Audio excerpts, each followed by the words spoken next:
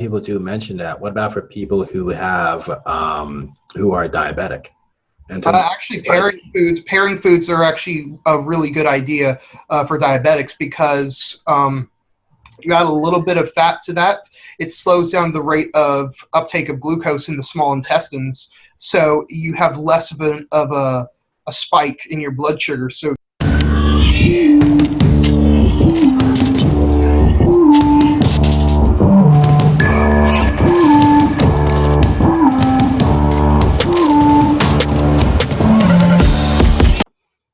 all right, sweet.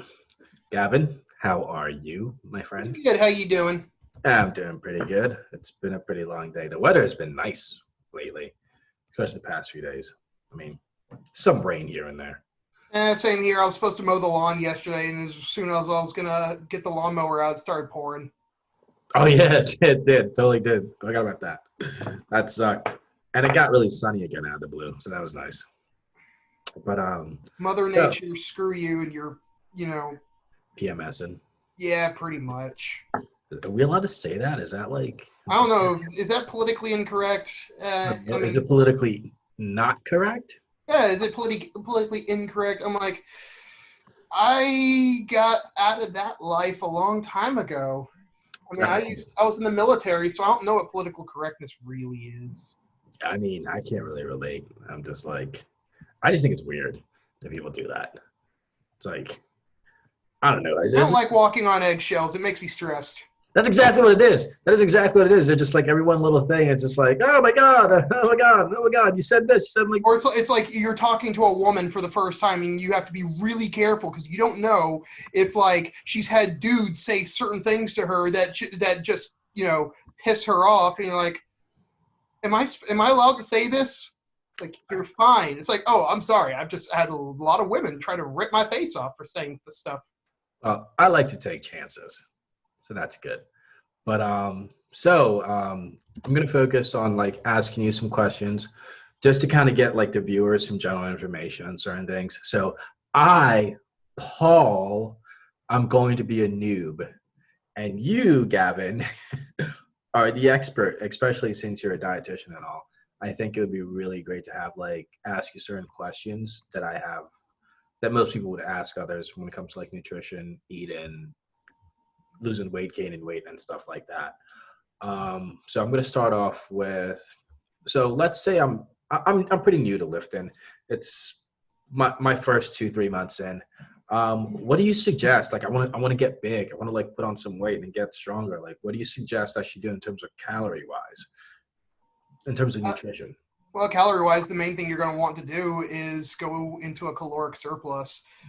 If you're looking for like a rule of thumb, like not everybody wants to use the calculators. Not everybody. What the fuck is my cat doing? Not everybody wants to, do the equations or anything. So a typical rule of thumb for most people is like, your weight times 15 or so is typically going to be on average, maintenance. And then what you can do from there is add, 300 to 500 calories, depending on how quickly you want to gain weight. Is that bi-weekly or daily? Daily. So you want to, 1 pound is going to equate to, 3,500 calories. And that's 1 pound of tissue. So that's not, everybody's like, oh, well, am I going to get fat doing that? It's like, no, that's just to gain weight in general. So that's a good starting point. And then from there, you figure out how your protein, your carbs, fat needs, and everything. What do you recommend for protein intake? How many grams per kg or pounds? I'll go by pounds just because we're America. We do everything in pounds. So anywhere between metric system. Yeah, F the metric system.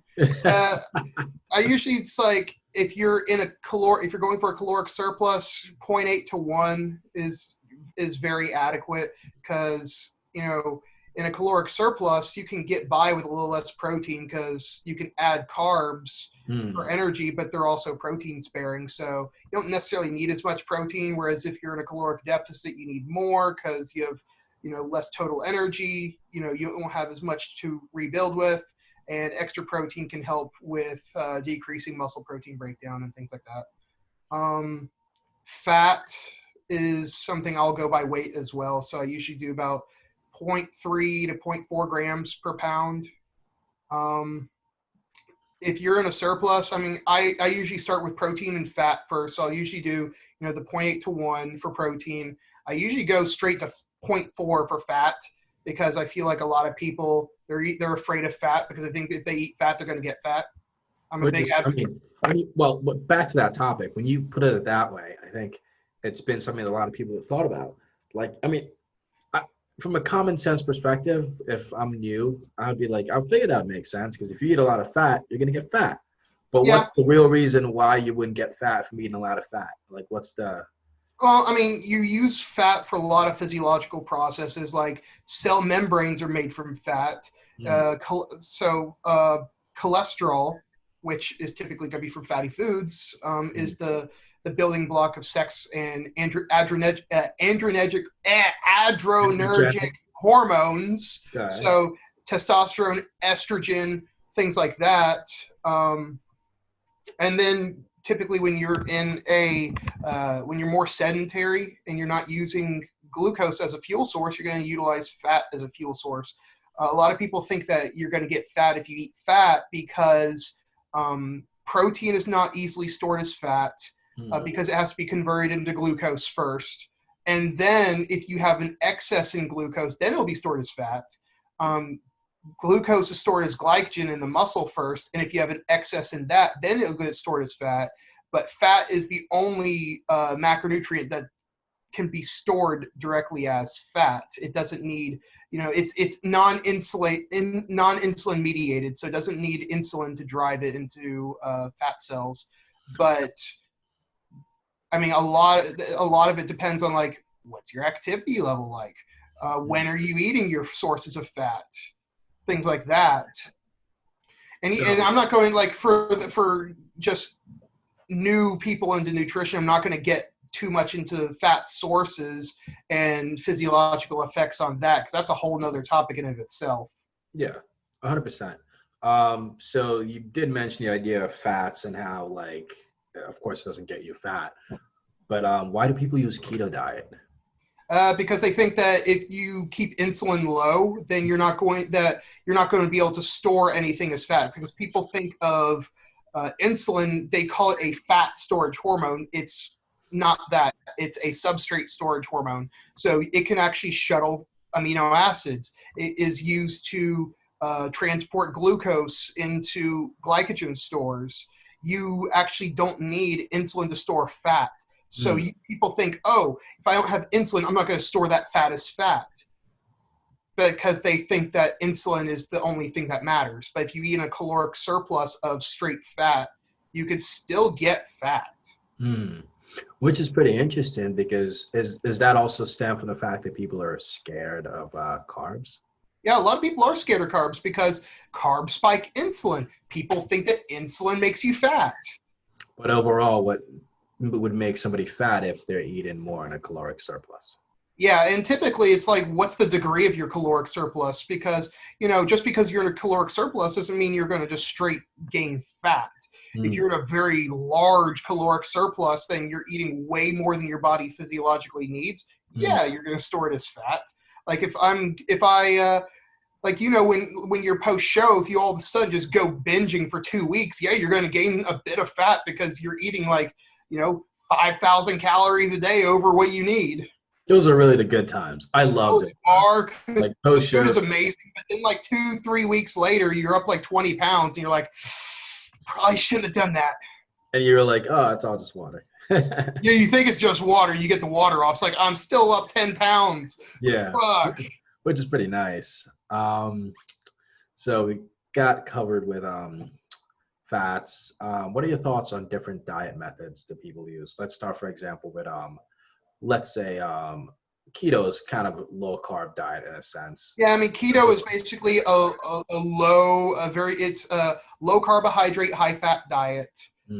A lot of people, if you're going from a medical standpoint, it's also a low protein diet. You're only going to get maybe 15 to 20% of your total calories from protein. You're usually getting about 75% of your calories from fat. and like 5 to 10% from carbohydrates, and most of those are going to be like vegetable sources. Now that you just mentioned that, sorry to cut you off. If I want to do a keto diet with high protein, would that still be considered keto? It depends. Like some protein sources can actually spike insulin, so it can actually raise blood sugar levels because like especially things like leucine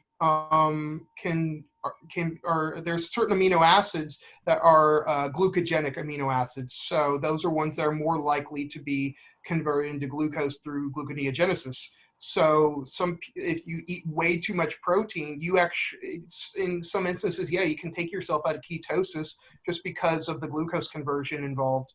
I feel like a lot of bodybuilders take that. They think that, oh, I'm losing so much weight doing a keto diet, when in reality they're losing a lot of water weight initially, and then they're losing however much they would have lost through just a traditional caloric deficit regardless. I'm not the biggest fan of a ketogenic diet for like someone that's seriously lifting weights, because if we're talking about how energy is produced in the cells, you have the Krebs cycle, which is also called the citric acid cycle. So you have glycolysis, then you have the formation of coenzyme A, and then that goes into the citric acid cycle. So the easiest way to create ATP in the cell is through glucose. You can create ATP through amino acids and short-chain fatty acids. And short-chain fatty acids do produce more ATP, but it's a much more complex and slower process to produce ATP. So you don't have that readily available energy. And a lot of people, when they're on a ketogenic diet, they have lower performance because like anaerobic training, so resistance training, is it's going to utilize glucose more as a fuel source, whereas, cardiovascular exercise, aerobic exercise, or even just being sedentary, typically you're going to utilize fat more as a fuel source. So for someone that trains hard in the gym lifting weights, it's not the most efficient means for dieting, because it can lead to lower training performance. What about for somebody that's not training heavy and in the gym as hardcore as like a bodybuilder? What about your average overweight individual? I'm not opposed to it. Like an average person that wants to use it to lose weight, if it's sustainable for them, it's okay, because fat and protein, those slower to digest, they can help you be more satiated, and that's fine. Like if you can sustain that long term, that's fine. But if it's something where it's like all this, you're always wanting to eat carbohydrates, you can't stick to the diet, then that's not going to be successful for you long term, because you can't stick to it. Interesting. Is it possible? Let's say I want to lose weight. Is it possible to eat a lot of carbs and still lose weight? Oh, absolutely. As long as you're like, at the end of the day, a calorie deficit is going to be the main catalyst for weight loss. But you still have to eat adequate protein. So weight loss and fat loss should not be synonymous with each other, because you can lose weight and you can lose body fat through that, but you can also lose muscle tissue if you're not eating adequate amounts of protein. So I would say eat sufficient protein, and then and then eat in a caloric deficit, and let your carbs and fat fall within your own preferences. But you can still eat carbohydrates and lose body fat. A lot of people do it. Is it more efficient if you have insulin resistance? If you're a diabetic, you could still lose weight and eat carbohydrates. In the clinical community, we have what's called the consistent carbohydrate diet. So basically, carbs are kept in the diet, but they're evenly spread throughout the day, so you don't have like the peaks and the valleys of your blood sugars. It's just keeping blood sugars consistent throughout the day, and that's what we use in a medical scenario, at least. Interesting. So what are the diets are out there besides just a ketogenesis diet? And you got the carnivore diet, which I'm not the biggest fan of, because a lot of people think that micronutrients are bullshit. I call bullshit on that. The main micronutrients you're going to get from like red meat, for instance, you're going to get zinc, you're going to get majority of your B vitamins, but a lot of time you're going to be deficient in like folate, so it's B9, which is going to be a little bit more available in certain meat sources, but it's also in a lot of fruit sources like strawberries, for instance, have a good amount of folic acid in there. If you're deficient in folate on your blood work, your MCH and MCV. So that's going to be your mean corpuscular hypertrophy and mean corpuscular volume. So that's going to be size and volume of red blood cells in your blood. Those are going to be elevated. And you're going to have a form of anemia that is called megaloblastic macrocytic anemia, which means that you have your red blood cells are too big and you produce a lot of them. And that is from either a B9 or a B12 deficiency. All right, cool. Why would somebody choose keto over carnivore diet? Mostly just because the carnivore diet doesn't allow for like they're against like things like any form of fat from vegetables. So no avocado oil, no grapeseed oil. A lot of the fat comes from like meats. And meat-based fats, so like butter, beef tallow, duck fat, things like that. So oddly enough, it seems like the carnivore diet and the keto diet all seems to be about high fats. For the most part, yeah. Like you don't see people doing the carnivore diet. The carnivore diet, I feel like, stemmed from the ketogenic diet community. Mm. And then it's mainly for people who want to do it for either ethical reasons or moral reasons. I mean, it definitely wouldn't be for moral reasons. Like, yeah, I just love eating meat. Like, I know some people, they want it for health reasons, but I just don't see the point in it for health reasons when you're going to be deficient in a lot of micronutrients. Like, you can get some vitamin C from meat. You're not going to get a lot. You have a vitamin C deficiency, you're going to get scurvy.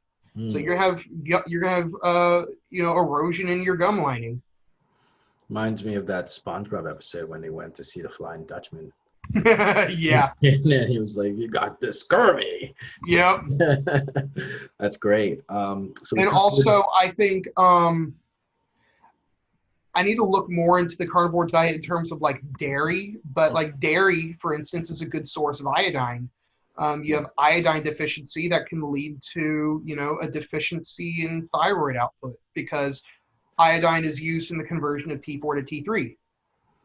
So are you saying the carnivore diet does not eat dairy or do? Like I said, I need to look back at that. I don't quite remember the complete stance on things like dairy, milk, cheese, things like that. So what's the bad thing with dairy? Is it good or bad? What's up with that? People think that dairy is inflammatory. You're like, oh, it creates mucus. It's going to be inflammatory to your GI tract. And no, because one of the best ways you can get calcium is through dairy. You have a calcium deficiency, you're going to lose bone mineral density. Like I said, a lot of dairy contains iodine. Iodine is going to be used in thyroid output. A lot of people aren't in the sun enough, so a lot of the dairy is fortified with vitamin D, and typically people with vitamin D deficiencies also have bone mineral density issues because vitamin D is used in the uptake of calcium into bones. So you're saying that potentially the lack of vitamin D could also lead to something such as osteoporosis? Yeah. So that's typically something. The part of the reason why you see osteoporosis in a lot of elderly people is they have a lower vitamin D conversion because typically a lot of them also have damage to their kidneys. So inactive form of vitamin D that's produced in your liver is converted into the active form of vitamin D in your kidneys. And if you're someone that has chronic kidney disease, high blood pressure that's damaged your kidneys, you can have impaired vitamin D conversion naturally. So a lot of times, and that's mainly from the vitamin D that you get through the sun. So typically the vitamin D that you supplement, that's already an active form of vitamin D, so you don't have to worry about that. That's why a lot of people that are on dialysis, for instance, will get vitamin D supplementation, or something on chronic kidney disease, they'll have vitamin D supplementation, or they'll recommend like just things are fortified with vitamin D. What's the importance in diet when it comes to, let's say, weight gain? Could you just eat whatever you want? I wouldn't recommend you eat whatever you want. Like a lot of people, they'll be like, they'll be all about like the what are they called? Oh gosh, not the perma bulk, the Dreamer bulk? that too, yeah. Like they'll just eat whatever the heck they want. They don't care about the calories. They just want to gain weight. The dirty bulk. Oh, dirty bulk. Yeah. I thought it's the exact same thing as a Dreamer bulk. What happens is, they just eat low quality foods, a lot of saturated fat, a lot of like. I'm not against saturated fat. Saturated fat is used in hormone production, but excess saturated fat in some recent studies, a lot of recent studies I've seen, has a bigger influence on insulin sensitivity, whereas poly and monounsaturated fats have a more positive influence on insulin sensitivity. So a lot of these processed foods, like I'm not against processed foods in moderation, but a lot of processed foods have a lot of saturated fat. And then when you pair a lot high fat with high sugar, that's when you see your triglycerides go up. Because triglycerides, it's not like people think HDL, LDL, all that stuff. Those are just protein carriers. Triglycerides is actual fat within your blood. So typically, that's just from a high fat, high sugar diet that you're going to have elevated triglycerides. Typically, of course, exogenous substances can influence that as well. But I always recommend, like anything else, a balanced diet, because if you eat like crap food all the time, a lot of times you feel like crap all the time. But would you say having a balanced diet is subjective based on however the person feels? Like, let's say if somebody likes, once again, we're back to keto diet. Let's say somebody loves keto and they consider that as balanced because it fits their lifestyle. Wouldn't that be technically a balanced diet in a sense towards their lifestyle? Because you also have to like you can eat a caloric surplus and build muscle with a ketogenic diet, but it's like what's more efficient for your goals, and a lot of that comes back down to if you're trying to put on muscle, training performance is definitely a big factor, and in the long term, something that's low carbohydrate a lot of times is not going to be the best diet for long-term muscle growth. And some people be like, well, this guy uses keto and he's jacked. I'm like, did he build his physique on a ketogenic diet, or did he switch to it later on? A lot of times the answer is no. They did a more balanced approach. They had carbohydrates in their diet, and they built their physique on that. Like you never see these bodybuilders that you hear about talking about vegan diets. They didn't build their physique on a vegan diet. They did it on a meat-based, higher carbohydrate, a more balanced approach to their diet. Speaking of, that's also another diet, the vegan diet. Again, I'm somebody who's new. I hear about all these diets around. We went over the carnivore diet, went over the keto diet. What is the vegan diet? Vegan diet is basically no animal sources whatsoever. So no dairy, no meat, no fish, no eggs, nothing. It's just everything is just from plants. And the carnivore diet. And just it's the exact opposite of the carnivore diet. Yeah. Really? Exact opposite. It seems like they kind of sound like the exact same, because carnivore diet, they don't really want to eat meat. Carnivore diet is mostly a meat diet, and then a vegan diet it's an all plant-based diet. Interesting.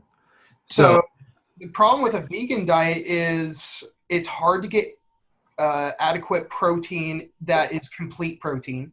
Like people are saying, oh, I can get complete protein. It's like, but how's the protein quality? A lot of times the protein quality comes down to leucine. Say what? Tofu.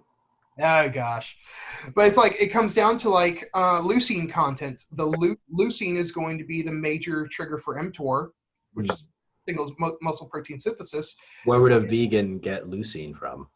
You can get leucine from pea protein is higher in leucine, so it's called genus protein. That's typically higher in leucine, but a lot of times, especially if you look at these like vegan protein powders, they typically have to use like fermented, so vegan-based amino acids. They'll add to it to bring the total amino acid content up to make it similar to like a meat or a whey protein to give adequate muscle protein synthesis. Another thing about the vegan diet is you have to take a B12 supplement because B12 comes from an algae that most that carnivorous or not carnivorous. So animals that we get our meat from, they eat algae that is on certain plants, and that's what's converted into B12. So they're not getting the B12 in their diets. They typically have to take a B12 supplement or B12 injections. Another thing is it's harder to get adequate iron. So typically, especially for women, Do they not eat enough rice?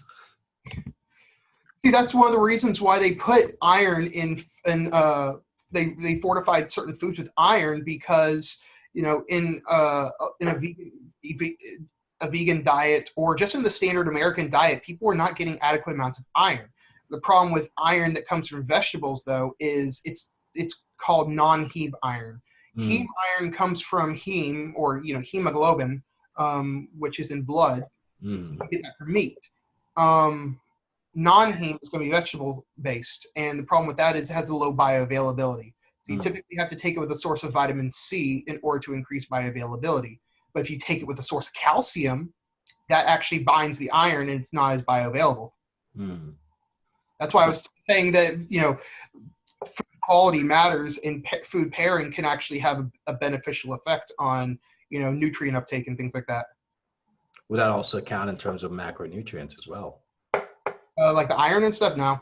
No, not like iron, but like let's say in terms of like digestive rate, let's say you're about to eat like all fats. Would that allow let's say you're eating all fats, aka in a keto diet, would eating all fats take a lot longer to be digested than eating like protein, carbs, and fats combined together? Yep. I mean, two of the factors that influence gastric emptying is going to be fat content of a meal and fiber content of a meal. Typically, in the ketogenic diet, you're going to be eating more vegetables and you're eating more fat. So that's going to slow down digestive rate. Whereas if you ate protein, like fat will slow down gastric emptying, so emptying of the stomach into the small intestines. Fat will influence that regardless. But if it was majority fat in that meal, it'll slow it down even further than if you had some fat with carbs and protein. And some people like to bring up the glycemic index and stuff like that. Once you add protein and carbs or protein and fats, that stuff goes out the window anyway. Yeah, a lot of people do mention that. What about for people who have who are diabetic? Actually, pairing foods are actually a really good idea for diabetics because you add a little bit of fat to that, it slows down the rate of uptake of glucose in the small intestines. So you have less of a spike in your blood sugar. So it can actually keep your blood sugar a little bit more stable. That's even beneficial for people that train. Like if you're someone that goes hypoglycemic during training, adding a little source of carbs and how to combine it. Yeah, you add some fat to your pre-workout meal, it'll slow down the glucose uptake, and you won't go hypo as easily. And then if you add just straight up carbs post-workout, it increases the digestive system and Yeah, and it's easier to digest. And, of course, people always talk about the spike in insulin and how it helps with, uptake of glucose and increase in muscle protein synthesis. And to me, unless you're using exogenous insulin, I feel that's a little bit overplayed. I was going to ask you something, but I think I kind of forgot it. But I'm sure it's going to come back to me. I just remembered. Do you think that people who are diabetic understand understand the concept of being able to pair in their food to slow digestion system? Yes or no? A lot of people just think, oh, I'm diabetic, I can't have carbs. They Yeah, just exactly. That's kind of what I figured. Yeah, a lot. What dietitians teach a lot of diabetics is, counting carbohydrates, pairing foods, things like that. If they don't want to weigh out their food, necessarily, there's the diabetic exchange, which is something we're taught. It's a little outdated, but it still has merit for people that want to do things that are, do things in a more convenient way. Mm. But yeah, I think that education on food pairing can definitely, or even food pairing, food selection, things like that are very beneficial for educating diabetics. Yeah, because I've always thought about that because I think when I hear someone say, "Hey, I'm diabetic," and they're like, "I can't have carbs," I'm just like, but you can. You just have to be able to figure out a way where you can pair certain foods to help slow down the digestive rate of whatever it is that you're eating. I mean, if you have straight up freaking like Gatorade. yeah, if you have straight up Gatorade, that's gonna kind of like spike your insulin level. Yeah, you're gonna spike your blood sugar, and the problem with being insulin resistant is your body's not able to put glucose into the cell very efficiently because it can't utilize the insulin to do that effectively. Mm. Yeah, so that's one of the things I've always thought about that. I've always tried to help people out with that, but people are so like they're not like ignorant towards the idea of that, but they just don't think because when people are diabetic, all of a sudden it's like can't have carbs. Yeah. Sorry, can't have much carbs. Can't have this. And one of the main ways that you can help somebody that has diabetes reverse diabetes, and I was a type 2 diabetic in high school, so I can say this from experience. The best way to reverse type 2 diabetes, lose weight. Yeah, lose weight. Don't be fat. I was 285 pounds. I had an A1C of 6.8. I was a type 2 diabetic. How did I get rid of it? I lost 125 pounds. What's stopping people from losing that weight? They don't want to change their lifestyle. Why don't they? Because that requires a big paradigm shift. They're comfortable doing what they're doing. Especially when the older people that have diabetes, they're at that point where like, is it really worth me doing this if I'm not going to enjoy it? I'm just going to enjoy my next 10 years or whatever I have left. And, I'm just going to eat whatever the heck I want. Screw it. I mean, there's a friend of my mom. She's had freaking I think either 1 or 2 heart attacks. She's had a couple bypass surgeries. She hasn't changed her freaking diet because she's at that point where she doesn't care anymore. And I feel like that's where a lot of people are. They just don't want to change their lifestyle because they don't think that it's worth it. Mm. And then what about the ones that do change their lifestyle? Do they think it's worth it? And do they try to advocate that to others as well? Oh gosh, now we're going to get to the fat shaming and fit shaming stuff.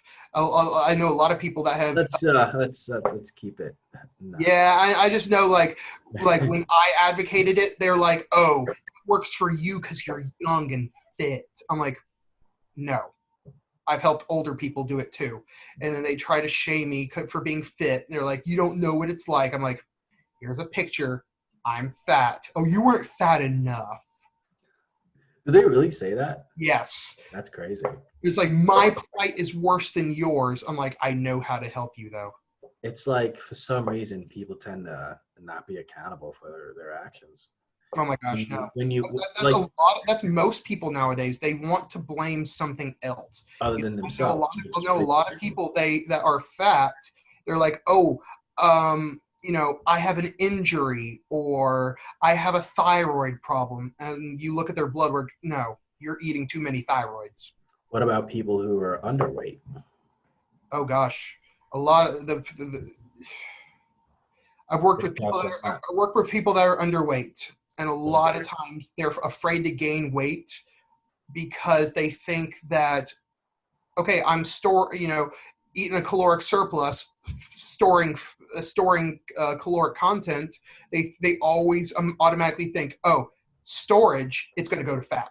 They don't believe that they don't understand that you store glycogen with muscle tissue, you store protein in cells within and organs within the body, their skeletal muscle as well, hair, skin, nails.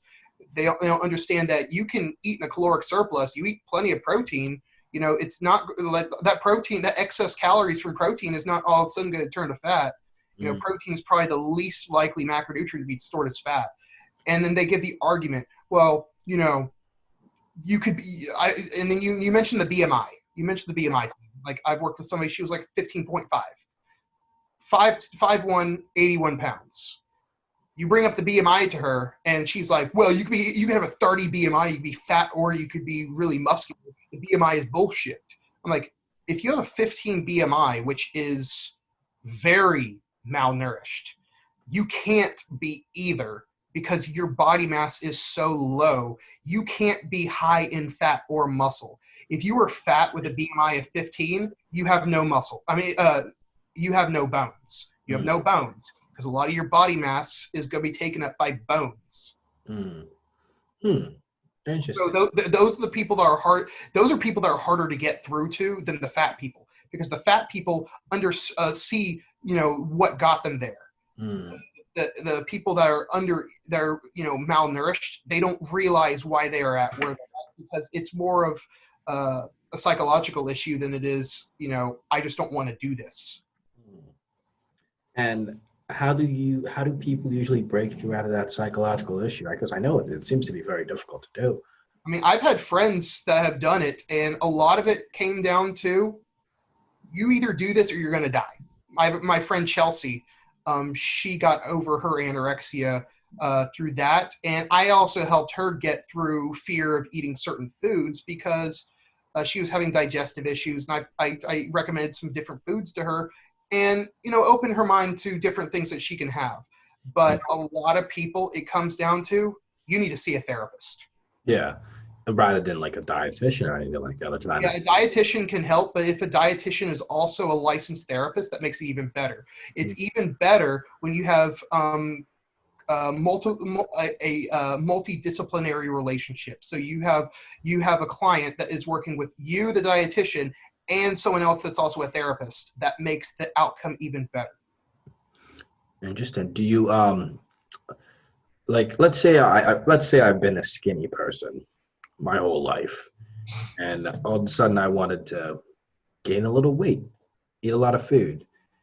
Do you think psychologically, since I've been skinny for so many years of my life, do you think that whenever I look at myself, I'll always look like I'm skinny? There is that body dysmorphia for sure. Like, I was fat. I still look at myself and think, oh crap, I look fat right now. Or, How does that work? Because I've seen myself stage lean before. And I was like, oh dang, I look ripped. If I don't look like that, then I think I'm fat, because I've seen that extreme and I've seen the other extreme. And if I'm not closer to that one extreme of being leaner, I feel like I'm even closer to that extreme of being fat. I've gotten a lot better with that, thankfully. With the skinny people, it's like, well, I've done everything to gain weight. I don't know if I'll ever be able to gain weight. You ask them, it's like, do you track your food? Well, no, but I eat so much. And like, the eating so much to them may not be as much as they think. They think, oh, I can eat a pizza and I won't gain weight. I'm like, a pizza may be 1,500 calories. You may need 4,000 calories to gain weight. Because the BMI is so low and their body is just like, they literally have nothing. They're like malnourished. Yeah, like they overestimate their calories and they underestimate their caloric, they overestimate their caloric expenditure and they underestimate how much they also overestimate how much they're eating. They think they eat a lot and they think they work out a lot. And the exact same thing could be applied to the obese as well. Oh, the obese, they overemphasize how much they work out, but they underemphasize how much they eat. Whereas with a skinny person, typically overemphasizes both. They think they are like, oh, I'm trying to gain weight, and they think they're eating a lot, but they're really not. And what a lot of times what happens is if they were to increase calories, they feel the need to increase activity because they don't want to get fat. So they make up for it by doing more strenuous activities, such as running a bit more. Yeah, like I've worked with somebody that,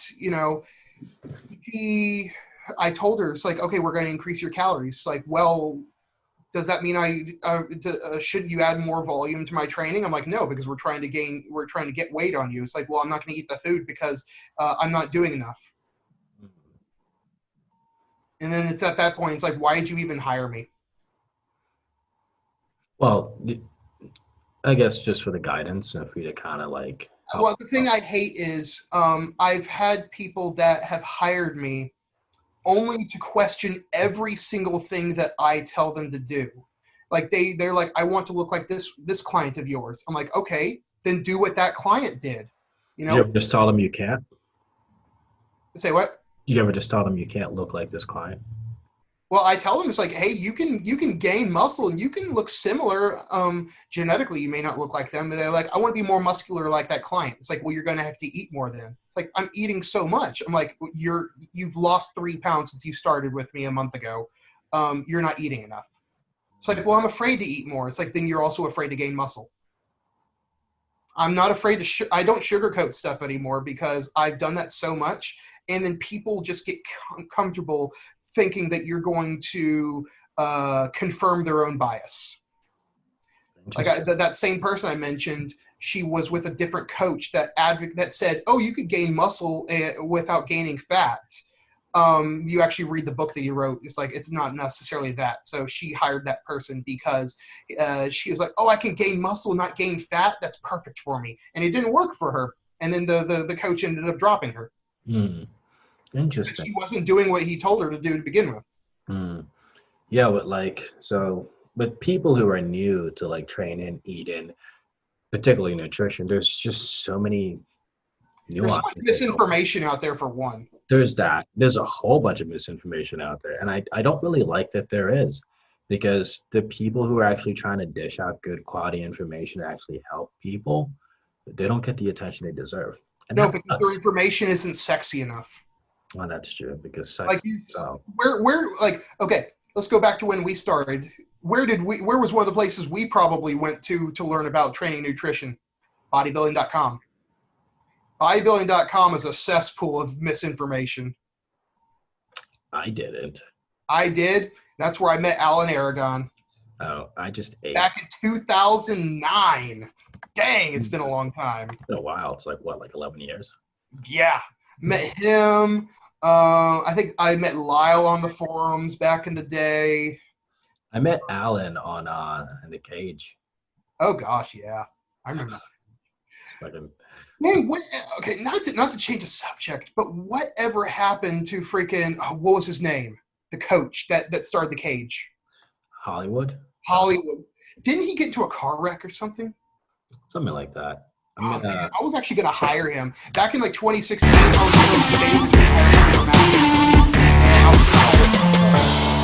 So